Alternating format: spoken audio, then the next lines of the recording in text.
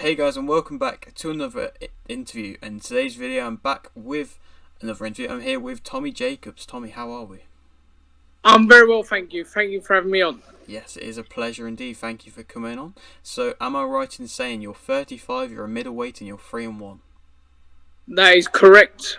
Okay, well, if you are new around here though and you haven't subscribed, please do so. Like the video if you do need like the video, and let's get straight into it. So, the question which I always like to start off with is, why did you start boxing? So when I was younger, always followed. Didn't have too much of an interest, but always used to be staying up watching the fights late night. Used to love watching Naz, Ryan Rhodes, all the old Ingle fighters from back in that day. We was living up in Scotland, and we moved back down to England to Harwich in Essex. And my big brother was boxing up in Scotland. So the first thing he wanted to do was find a boxing gym. And they did. And he was like, look, do you want to come along with me? So I went along to the first session with him and never looked back. That's great. And so, do you remember what happened in your first amateur fight? I do indeed, yeah. I remember it very well. So that was, I believe, November 1998, probably before you was born. The Prince's Theatre in Clacton-on-Sea, and I was boxing a lad called Perry Borrett of Marvel's Lane, which I believe that they're a South London club, and I won my first fight, comfortable points win. I think I weighed in at 34.5 kilos, bizarrely, because I can't remember being that small. But yeah, I was about 34.5 kilos for my first season. I was about the same, 34, 35 kilos. And so, in your amateur time, did you win any notable achievements? Yeah, no, I don't know why. I severely underachieved as an amateur because I had a bit of a shit upbringing, awful parents, and didn't really get to dedicate as much time to the sport I love as I wanted. But I won the schoolboys 3 times. I won the NABCs. I boxed for England numerous times. Was captain of the England team. Like I was alright. I was decent amateur. Definitely. And so, how many amateur fights did you end up racking up altogether? I had 60 fights, winning 45, losing 15. And I'd probably say out of that 15, probably 7 or 8 of them should have went the other way. But that's boxing as we know it. Definitely. And so, why did you end up turning professional when you did? Right, so basically, I had a little bit of a bad run in the amateurs. So I had a bit of time off. I come back and I boxed in the NABCs. Literally, I just had come back out of nowhere. I was like, right, let's box in these. Just go and win this championship. I was due to box John Ryder in the semi-finals, but he pulled out. So I ended up. I was in the finals and I boxed Travis Dickinson from Berkeley, who was absolutely fucking massive compared to me. Like, the top of my head didn't even meet the bottom of his chin. Like, it was insane. I was boxing 75 kg. I was boxing heavier than what I am now. And I was winning that fight, and I don't know if you can see on the camera, but I got a little cut on my lip there.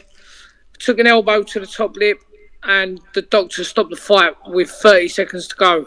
And I was 4 points up on the computer. Wow. And it was heartbreaking. Do you know what I mean? I think I got stopped because, I mean, you young men, it was live on Sky Sports.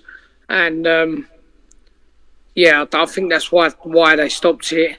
And that broke me heart a little bit. But it put me off the sport massively. Do you know what I mean? I had a bit of a bad period. I had a couple of robberies and I had the time off, come back, done that. And then that happened. I thought, fucking hell, when's my luck going to change?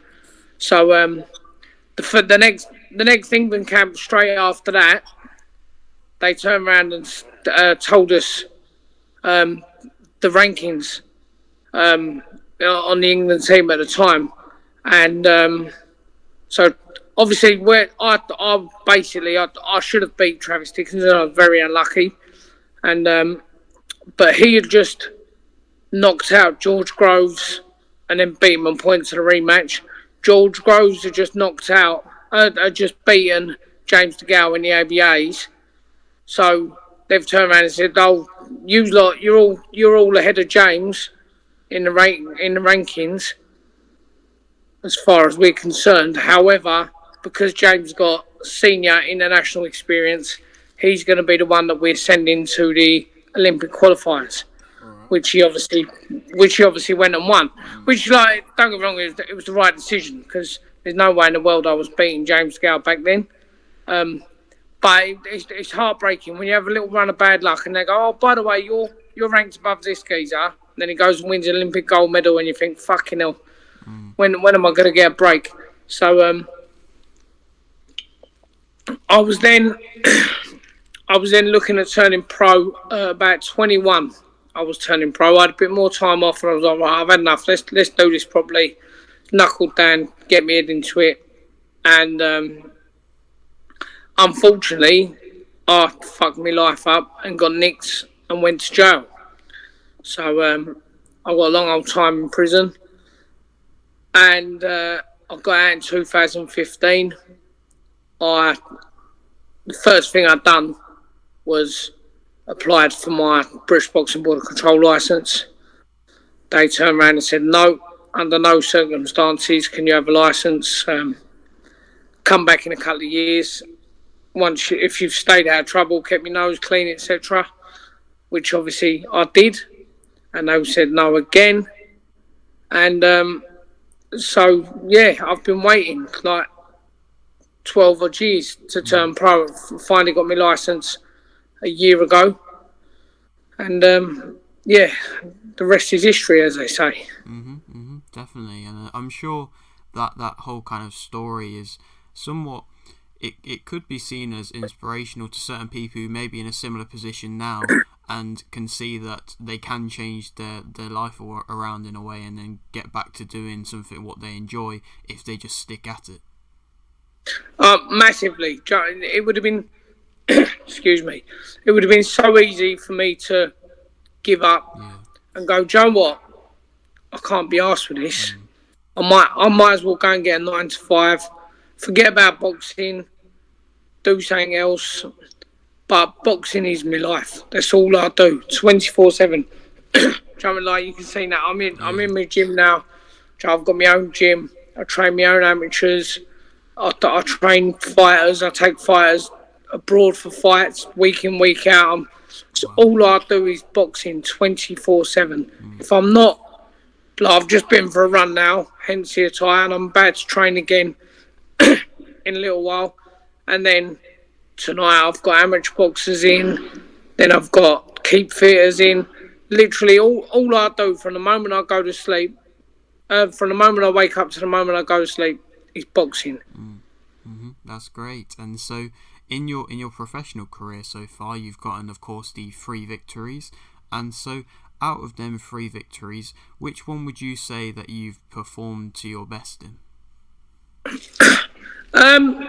So it's a bit of a weird one. So the first victory on my box rec was when I was under a different licence. So when I got knocked back by the board, I went on a different licence. My first 2 fights went on to box rec, and then one of them got taken off. It's a very long story, but so that was under the Motor Boxing Commission, who are a bit of a cowboy outfit, and they're now BIBA, the British and Irish Boxing Association. But the first fight on my box rec would have probably been one of the better performances, purely because it was probably the best one I've been in with so far out of the ones on my box rec. Kevin McCauley, very, very good fighter, tough, awkward, pain in the arse, real awkward, experienced, cagey character. Always, it's going to be very hard to look good against someone like that. My loss, obviously, I was a bag of shit. I shouldn't have even been in the ring for that. So that's not even worth thinking about. And then my fight the other night, it was a routine performance. I won every round. I barely got touched. I think I might have got hit with a jab in one round, and then the rest I caught a few shots on the gloves and on the arms, but literally barely even got touched. That was an okay performance. However, again, I don't want to belittle or disregard journeymen because they're the backbone of the sport at the bottom level. However, I need someone decent in front of me to sort of bring the best out of me. Mm-hmm. So, yes, it's hard work. So, I fought that geezer. Obviously, won every round comfortably. It was an easy fight, but yeah, the best is still to come by a million miles. Mm-hmm, mm-hmm. And so you've got a fight for what I believe is November the 5th. And so how's preparations been going for that? Preparation's going really well. My biggest problem is the scales. That's my hardest opponent. There's no secret. I'm a fat, greedy bastard. I eat food like it's going out of fashion, and the weight management is my hardest thing. So the main goal for me was to stay as busy as possible. And I said to my manager, look, I want as many fights as I can get, as quick as I can get, because that's going to keep. I'm not going to have time to get fat. For myself, I'll regulate. Like for the Kevin McCauley fight, I had to lose 6 stone in that training camp. Wow. And that's a lot of shit to put your body through that you don't need to be doing. And I don't quite practice what I preach. I tell all my fighters and everyone else exactly what to do. But it's so hard to stay motivated if you haven't got a date in place. So I got offered the Bo Reynolds fight actually for on the same date of my last show. So the Warrens messaged me and rang me up and said, "Oh, would you like to fight Bo Reynolds on the 1st of October?" I said, "Well, yeah, of course. Brilliant, let's go." And that was the 3rd fight I've been offered. And the other 2 had fallen for everyone. They kept offering me these fights and then saying, "Oh, actually, no, he's not ready." So they offered it to me on the 1st of October. I said, "Yep, sweet, let's go." And then Freddie Warren said, "Oh, actually, he's got a bad hand. He's going to be out till next year. He's not fighting this year." I said, "Oh, fuck's sake! Like, why ask for a fight if you're not ready or not going to be ready?" So fortunately, they turned around and said, "Look, we'll get you on against someone else, chuck you in with journeyman." And I said, "Right, blinding." And as soon as I'd accepted that fight, they've then turned around and said, "Oh, we fight Bo on it was originally November the 4th. I said, "Well, of course I will." Like, I thought he weren't fighting. I thought he had something wrong with his hand. But he's miraculously healed. So November the 5th, I'll jump in there with him, and I can't wait. And yes, so you spoke how it's Boo Reynolds, and we've had him on the channel, so we kind of know about him. But how much do you know about him? How much have you assessed him? Do you know what? I don't know too much about him. I know. I don't think he ever boxed amateur. Okay. Which is insane, really, because you can't even get a professional license now if you haven't boxed amateur. So he obviously got his little while back and didn't box for whatever reason. Don't get me wrong, there's some fantastic fighters who didn't box amateur. Nick Blackwell, one of them, when I'm winning the British title. However, I think in this sport, I do believe you need to earn your stripes, and I think there's no way other than doing it through the amateurs and winning things through the amateurs and doing what you can in there. all on the unlicensed shows and that, yeah, you can be decent, of course you can. But if you sell a ticket, you ain't going to lose. So it doesn't matter what you do. You're never really going to get massively tested in that thing. Whereas the amateurs is where you are going to get tested. He boxed on the same show I boxed on, and he stopped Polish geezer, and I watched about 30 seconds of it on YouTube, and then I know he's had another fight since, and he drew against Journeyman. But this, it's one of them. A fight's a fight. I know he's tall. I know he's southpaw. I know he's going to come and try and take my head off. He's from the same camp as the geezer I lost to. His sparring partner. So, and their trainers. Their trainers been at our gym. So I was sparring Sam Gilly. So their trainer's seen me. He knows what I'm all about. He's seen me spar numerous rounds. So they must think he can beat me. So I'm not going to sit there studying videos of him and analysing things, because everyone fights different against different opponents. I mean, people might have a little go-to style. However, the majority of people, depending on who they're in there with, are going to be different. Because like the last two geezers he was in there with, they're nothing like me. So for me to sit there and watch the videos of these fights, it's almost pointless, because unless I can see like a carbon copy of myself against him, the videos ain't going to help me. He's tall and he's southpaw. So Friday I got some tall southpaw sparring. I was sparring Lewis Richardson. He's GB #1 European silver medalist. Just got a bronze at the Commonwealths, and like I'm having good spars with world-class amateurs, which we're talking levels and levels and levels above him. So it's one of them. I don't take any fight lightly in any way, shape or form.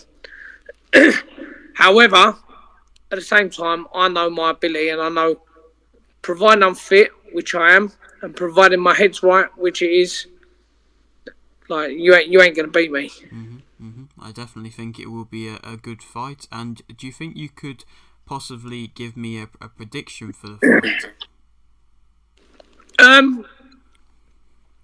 Do you know what? It's one of them. I'm not one to do all the prediction stuff. Do you know what I mean? I'm not one to start saying this is going to happen, that's going to happen. If I was a fucking massive concussive puncher, then yeah, of course, I'm going to be turning around and saying, yeah, I'm going to beat this geezer, I'm going to knock him out, I'm going to do that, I'm going to do the other. But I'm not, Joe. I'm not a puncher. I'm a good boxer, I'm a good technician, my ring IQ's brilliant. I'm going to outbox him, I'm going to outsmart him, and I'm going to show the difference between boxing on the unlicensed and turning pro, or being a well-established national champion, international amateur, and turning pro. And that's what it is. I'm going to win. I'm not going to bother saying how or how it's going to go, but I'm going to win by whatever means necessary. It's one of them. I'm very adaptable.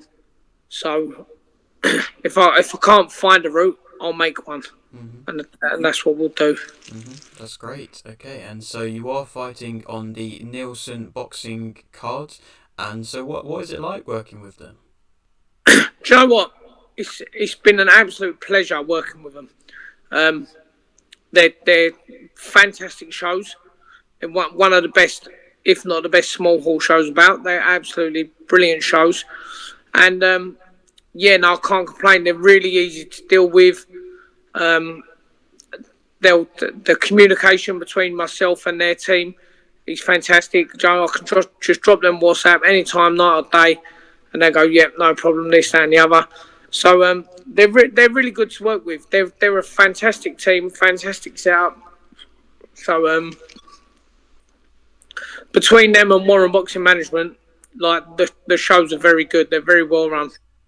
Definitely, great. Okay, and so you are just at the start of your professional career, and so how far do you believe you can go in the sport? Do you know what? That again. It's another fucking hard question because there's no secrets. I'm old as fuck to be starting my career out. However, I haven't got the miles on the clock that some people have.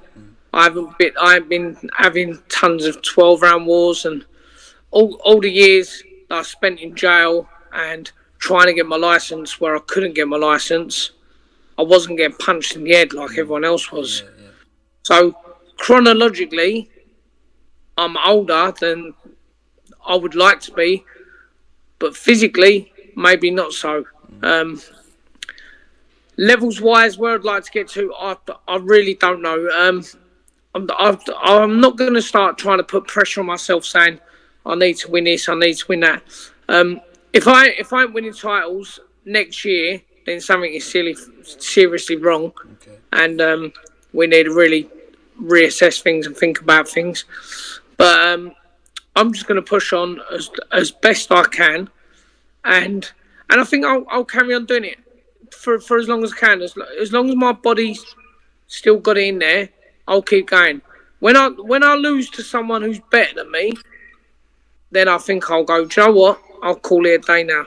So the second I lose to someone who's actually better than me, then I'll call it a day. If I go into a fight and I'm physically prepared, I'm mentally ready, and I just get beat by someone who's simply better, then I'll go, do you know what? I've done my time in the sport, and I'll carry on doing what I'm doing, training others. I'll go into the promotional and the managerial side of things, and I'll do that. But like we've already got titles on the horizon of next year, as it is. So after the fight the other day, the Nilsons and the Warrens both said, look, get Bo out of the way, and we'll be looking at titles next year. But I've got another fight literally straight after the Bo one. I'm fighting not even 3 weeks after that again. So I want to try and get out in December as well if I can. If I can get out in December as well, that'd be fucking magical. I'll go into the new year, hit the ground running, and start picking up some titles. That's great. It seems like you've got a good mindset, and of course you're wanting to be active as well, which is two good things you're going to need to be able to climb the rankings, and I'm sure you know all this. And so I'll leave it with this final question, which I always like to ask. You've got a little bit of a platform here. Would you like to shout anything out? Yes, I do. I want to give a massive thank you to my sponsors, because they don't get the recognition that they deserve. Do you know what I mean? They pay a bit of money, and yeah, they get their name on my kit, and I'll scream and shout about them on social media, and I've got a decent platform on social media. But they definitely deserve a lot more than what they get, and I will keep pushing until they do. So I just want to give them big shout outs. So it's All In Access Scaffolding, Kendall Facility Management. They're two of my long-time sponsors, and then two that jumped on very recently. So it's the Grapes Pub and the Silver Oyster Pub, and so them two together, basically, they jumped on right last minute, just before my last fight, paid for all my medicals and everything like that. So without them, like, this wouldn't even be happening. I wouldn't be having this conversation with you, because I'd just be sitting here saying I'm skint, I can't afford my medicals and all that, because it's an expensive old game. And without them, then it wouldn't happen. And I just want to say a huge, massive thank you to my Roman army. So every single person that buys a ticket off of me, that supports me, that shares my stuff on social media, etc. Again, without them, it wouldn't happen. I think I had about probably about 10 different people bought tickets to my last fight that couldn't make it, so I could donate them to the amateur boxers in the gym, which is bloody amazing. I had 5 tickets bought from Australia. Obviously, the people weren't going to be in attendance, but they bought them just because they know how much I love the sport. They see what I'm doing, and they try and push on and help me get to where I can go. So, yeah, my whole team, my sponsors, my fans, and of course my team in the gym at Hotbox. I've got the best team around me. My coach, Sab Leo, and his boy Alex Leo, amazing coaches, a fantastic hand rapper and cuts man in Jason Fielding.